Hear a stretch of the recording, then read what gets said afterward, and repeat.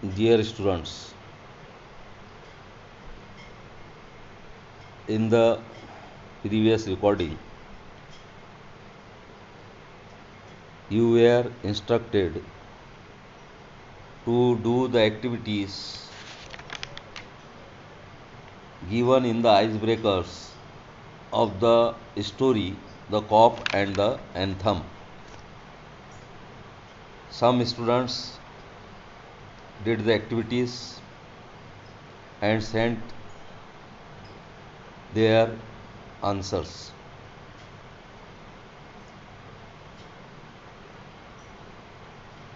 A brief introduction of the author and the story was also given.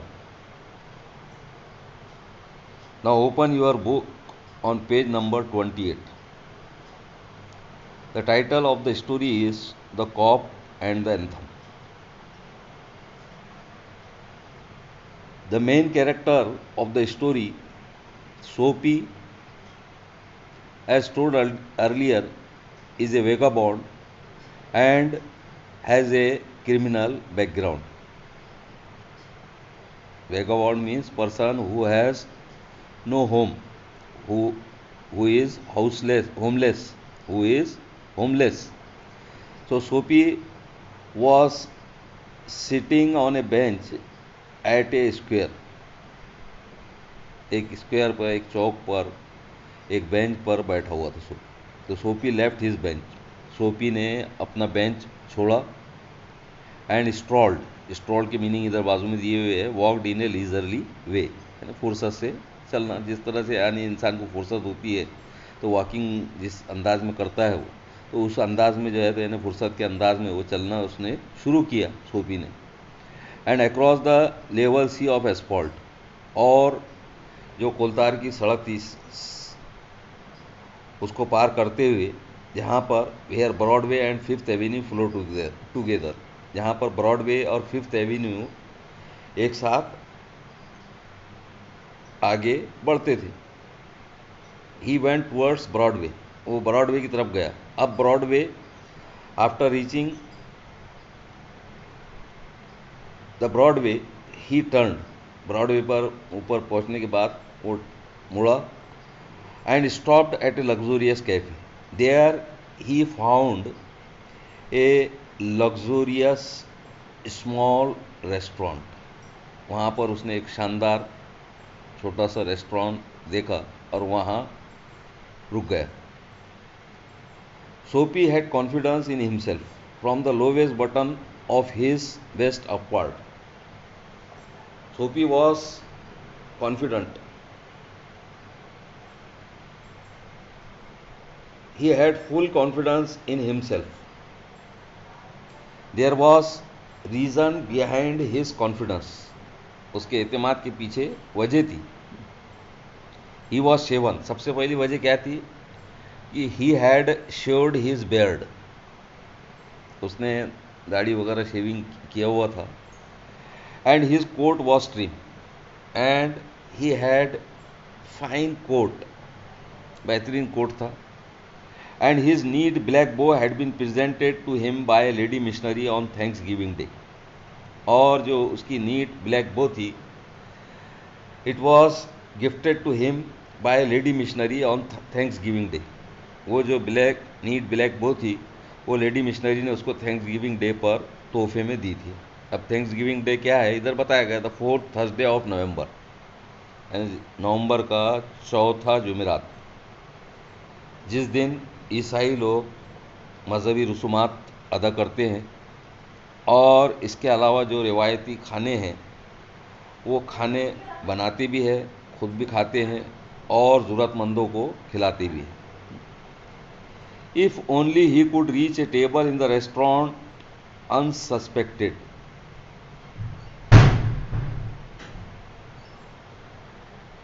यानी he wanted to reach a table in the restaurant without suspicion. वो बग़ैर शक के restaurant में पहुंचना चाहता था, बग़ैर शक के पहुंचना चाहता था. और once he would reach the table he thought success would be his. यानी उसने क्या सोचा, एक दफ़ा अपन टेबल पर पहुंच गए तो फिर कामयाबी अपनी होगी। अनसस्पेक्टेड बोले विदाउट सस्पिशन, बगैर शक के। The portion of him that would show above the table would raise no doubt in the waiter's mind. जाहिर सी बात है, इससे पहले बताया गया है कि ही वॉज वेगाबाउंड, खाना बदोश था, and he had criminal background था। तो ऊपर का जो हिस्सा था उसका, यानी कोट वगैरह वो, तो वो जो ऊपर का हिस्सा था जो टेबल के ऊपर से नज़र आएगा, तो उसने सोचा कि ये वेटर के जहन में कोई शक पैदा नहीं करे। ऊपर का हिस्सा देखने के बाद कोई शक पैदा नहीं होगा कि मामूली आदमी नहीं है। ए रोस्टेड मलाड डक थॉट सोपी। सोपी ने सोचा कि रोस्टेड मलाड एक टाइप की डक होती है, रोस्टेड मलाड डक का ऑर्डर देगा वो। Would be about the thing with A bottle of wine, और उसके साथ साथ शराब की एक बॉटल, और फिर कुछ चीज़, ए कप ऑफ कॉफ़ी के एक कप का ऑर्डर देगा, और एक सिगार का। $1 for the cigar would be enough. Cigar के लिए $1 काफ़ी होगा। The total would not be so high as to call forth any extreme of revenge from the cafe management. अब जो टोटल होगा मलाड डक का, उसके बाद चीज़ का, कप ऑफ कॉफ़ी का, तो उसका जो टोटल होगा, जाहिर सी बात है कि जो होटल मैनेजमेंट है या रेस्टोरेंट मैनेजमेंट थी, वो उससे कोई शदीद बदला नहीं लेंगी। And yet the meat would leave him filled, और फिर भी जो गोश्त वगैरह खाएंगा वो रोस्टेड मलाड वगैरह, तो उसका यानी सेटिस्फाइड हो जाएंगे, उसकी हंगर सेटिस्फाई हो जाएंगी, और इसके अलावा वो खुश होगा for the journey to his winter island, यानी उसके विंटर आइलैंड के सफ़र के लिए। अब यहाँ विंटर आइलैंड के मानी आपको बताना है। क्रिमिनल बैकग्राउंड है, ये इस बात को ख्याल रखना है। क्रिमिनल बैकग्राउंड को सामने रखकर विंटर आइलैंड के मानी आप बताएंगे यहाँ पर क्या होंगे विंटर आइलैंड के। He wanted to go to winter island. He had no money in his pocket. He wanted to enter that restaurant and eat malad duck, cheese, cup, etc. तो विंटर आइलैंड के मानी आपको बताना है, क्या समझते हैं आप यहाँ पे विंटर आइलैंड के क्या मानी। बट एज सोपी set foot inside the restaurant door, लेकिन जैसे ही सोपी ने रेस्टोरेंट के दरवाजे के अंदर कदम रखा, the head waiter's eye fell upon his tattered trousers and decadent shoes. तो क्या हुआ, the head waiter was standing there and he caught sight of his tattered trousers and decadent shoes. और क्या हुआ, उसकी नज़र सीधा इसके फटी पुरानी पैंट पर पड़ी और पुराने और बहुत ज़्यादा पहने हुए जूतों पर पड़ी। जैसे ही कदम रखा तो फटी पुरानी पैंट और पुराने बहुत ज़्यादा पहने हुए जूते हेड वेटर को नज़र आए। फ्रेज है यहाँ पे देखिए, आई फेल अपॉन, मैंने बताया आपको नज़र पड़ना। इंग्लिश में इसके लिए दूसरा फ्रेज आपको ढूंढना है। डिक्शनरी अगर देखेंगे आप तो you can find out other phrase for eye fell upon. दूसरा फ्रेज आप ढूंढ सकते हो, डिक्शनरी में देखना है। Strong and ready hands turned him about and the head waiter was strong and he was ready to push out people like Soapy. Soapy के मानी लोगों को वो बाहर ढकेलने के लिए तैयार खड़ा हुआ था। तो क्या हुआ, उसके मजबूत और तैयार हाथों ने उसको वापस पलटा दिया and conveyed him in silence and haste to the sidewalk, और खामोशी से यानी बगैर कुछ बोले हुए उसको साइड वॉक यानी साइड में जो रास्ता था वो रास्ते पर उसने पुश कर दिया, ढकेल दिया।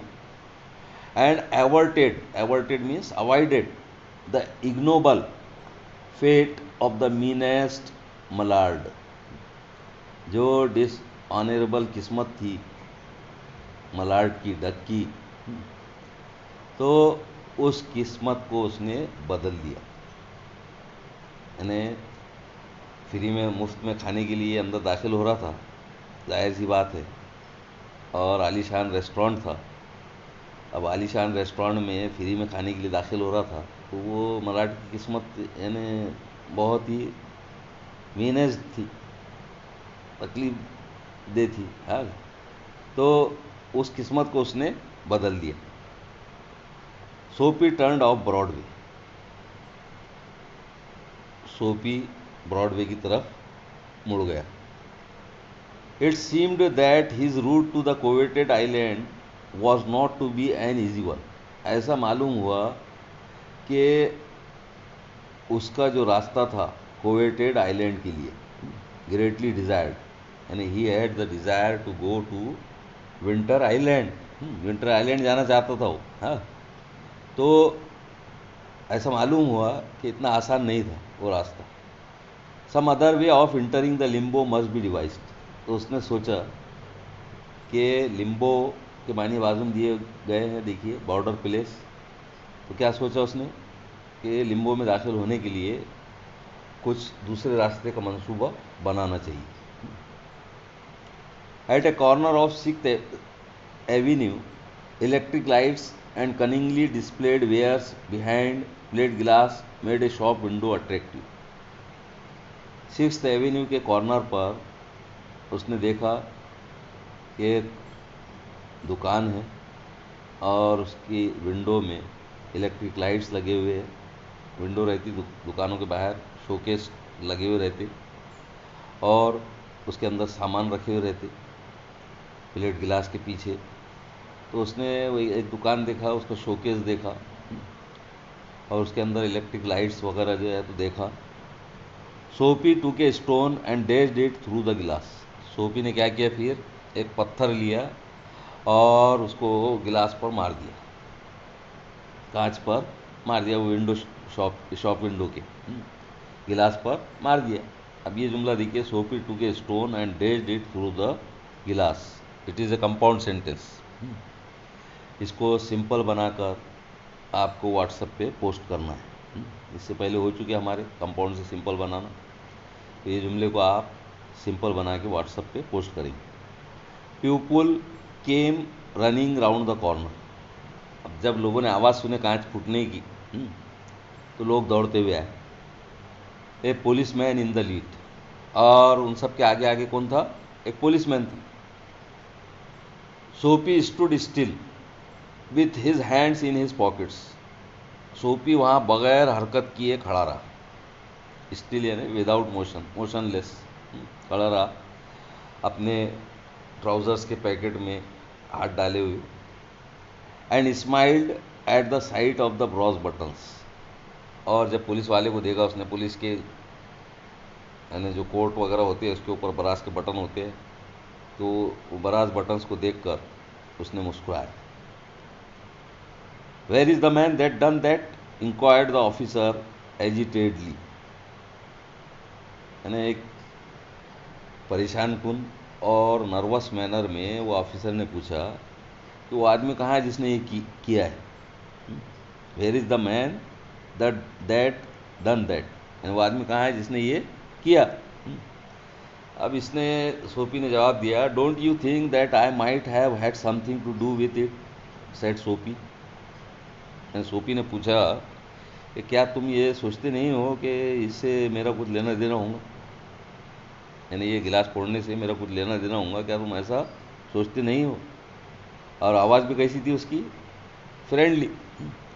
फ्रेंडली आवाज़ में, दोस्ताना आवाज़ में उससे पूछा, क्या तुमको नहीं लगता कि ये गिलास मैंने फोड़ा होगा। As one greets good fortune, जैसे कोई अच्छी किस्मत को खुशामदीद कहता हो, है। वेलकम करता हो, ग्रीट यानी ग्रीट वेलकम। तो ऐसी आवाज़ में जो है तो उसने पूछा क्या पुलिस वाले से कि क्या तुमको नहीं लगता कि ये काम मैंने किया हूँ? तो यहाँ तक जो है तो आज रखते हैं हम एक्सट्रैक्ट को। इसमें जो आपको वर्क दिया गया है वो वर्क आप व्हाट्सएप पे पोस्ट करेंगे। एक तो कंपाउंड से सिंपल बनाना है जुमले को, और दूसरे मैंने ये कहा आपको कि विंटर आइलैंड और आई फेल अपॉन, विंटर आइलैंड से क्या आप क्या समझते हैं ये लिखना है, और आई फेल अपॉन पर के मीनिंग डिक्शनरी में ढूंढकर दूसरा फ्रेज आपको लिखकर भेजना है।